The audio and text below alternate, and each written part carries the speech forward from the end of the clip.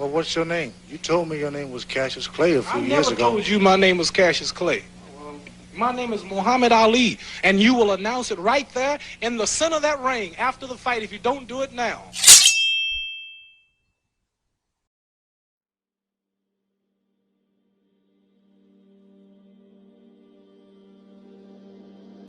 Bismillahirrahmanirrahim. Assalamu alaikum wa rahmatullahi wa barakatuh. Ladies and gentlemen, it is my absolute pleasure to introduce you to the Black Banners podcast. This is episode 3. Today we are diving into the story of Umar Al Mukhtar, who isn't exactly a forgotten hero, but he does fit into that same category with his comrades of Muslims who fought against European expansion in a period when Europe was expanding into Muslim territory and eventually was defeated by the Europeans. Hint, hint, because of khiyana.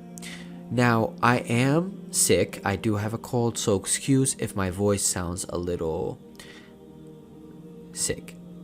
Now, let's get into Umar Al Mukhtar. Umar Al Mukhtar was a young Libyan man, as a young boy, actually. Well, he was not a young man when the war started. He was actually 50 years old. But as a young boy, he was left by his father. His father went on Hajj and he left him with a sheikh. His father actually ended up passing away on this trip, and he ended up living with this sheikh. He ended up memorizing the Quran, and eventually he began teaching the Quran in Sudan. That was his very first experience of teaching and basically educating people about the deen and about the Quran. And this is a very important thing because Umar Al Mukhtar, personally, I think teaching goes a lot into being a commander. Controlling a group of students is very similar to controlling a group of soldiers, in my opinion. You learn a lot from being a teacher. You learn how to manage your students and make sure that they all work to their highest potential so that the group can reach a common goal. And that is something that Umar Al Mukhtar took and he implemented as a commander in Libya. Now, his very first experience in combat actually came in Chad, and he fought against the European expansion, European colonialism, French colonialism into Chad, and he actually proved himself as a very, very capable soldier against the French. And there was a quote about him. I believe the man who quoted it was Muhammad Ahmed, who was also a resistance leader in Sudan, but I'm not 100% sure about that. But the quote is, all you need is 10 Umar al-Mukhtars to be victorious. And that is very true. Umar al-Mukhtar, he had 2,000 volunteers against the Italians. I'm going to get into that later. But he only had 2,000 men, which is very little, especially compared to his other comrades that I've talked about. Imam Shamil had more than 2,000 men for sure. Not a lot more, but he had more. Abd al-Karim al-Khattabi had a lot of men as well. He had 6,000 plus, upwards of 8,000. I would say maximum 14,000 at one point. Umar al-Mukhtar only had 2,000. Only 2,000 volunteers. And he learned to work with this. He learned to adapt, and that was probably his best talent. Now, let's get into the war. On October 1911, the Italians sent Luigi Faravelli to the coast of Libya basically to warn the Ottomans and their allies that if they don't surrender, the coast will be bombed. Basically, Tripoli and Benghazi, the coastal cities in Libya, sorry if I pronounced Benghazi wrong, I actually don't know how to pronounce it, would be bombed. The Ottomans ended up withdrawing completely, leaving the Italians helpless. Now, I'm not exactly going to blame the Ottomans for this. The Ottomans were in the best standing, the best place to be in warfare right now, especially considering what they had gone through during this period and what they were about to go through, sadly. But the Libyans were defenseless. They had nobody to lead them, and that's when Umar al-Mukhtar reluctantly rose to the occasion. He came from Chad, went up to Libya, and he gathered volunteers. He gathered volunteers to start the fight against the Italians. And he actually started winning a lot of encounters. Umar al-Mukhtar, obviously, 2,000 men he had against 300,000 Italian imperial troops. So he's not going to be fighting them head on. He had to adapt. He had to fight differently, just like most of the other forgotten heroes that I've talked about. They had to change their fighting tactics to match their situation. And Umar al Mukhtar had to change it drastically.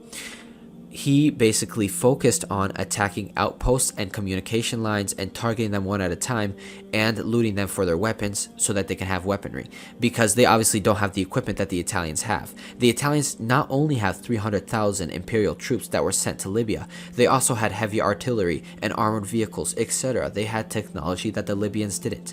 Umar al-Mukhtar was riding on horses and shooting with muskets. He did not have the technology that the Italians did. Now, the Italians started getting really frustrated. How is this random group of men, 2,000 random dudes, are successfully attacking and destroying multiple outposts and we can't find them? They just disappear into the desert every time they're done. They attack an outpost, loot it, and disappear. And this was causing the Italians to be really frustrated. So, classic European tactic. What are they going to do now? The locals. Take it out on the locals. The Italians started executing 30 Libyans a day. They started systematically targeting, sexually assaulting, and raping Libyan women out of their camps. They would take them out of the villages and camps constantly, and she's gone. That's it. And nobody could resist against them. The only person that could stop them was Umar al Mukhtar. But, well, let me get into that. The Italians started forcing the Libyans on death marches. They pushed 15 tribal members out of an airplane, one at a time, to their death.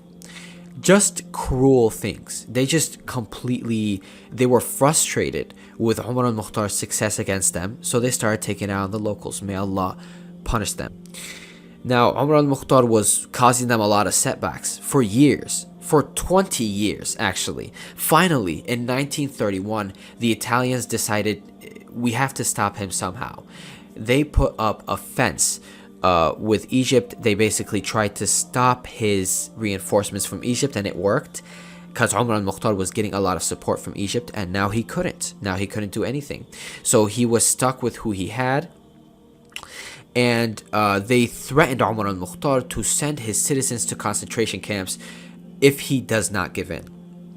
Umar al-Mukhtar, of course, the Lion of the Desert, would never give in. The Italians have done brutal things to the Libyans.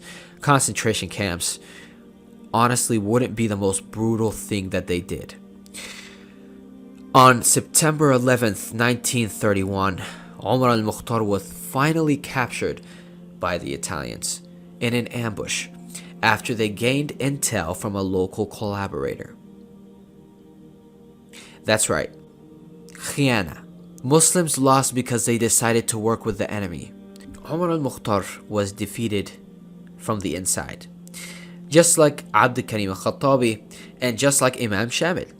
They ended up hanging Umar al-Mukhtar 5 days later, and at the age of 73, Umar al-Mukhtar, the Lion of the Desert, the Sheikh of the Shuhada, said his final words. And his final words were an ayah from the Quran. وَلَنَبْلُوَنَّكُمْ بِشَيْءٍ مِّنَ الْخَوْفِ وَالْجُوعِ وَنَقْصٍ مِّنَ الْأَمْوَالِ وَالْأَنفُسِ وَالثَّمَرَاتِ وَبَشِّرِ الصَّابِرِينَ.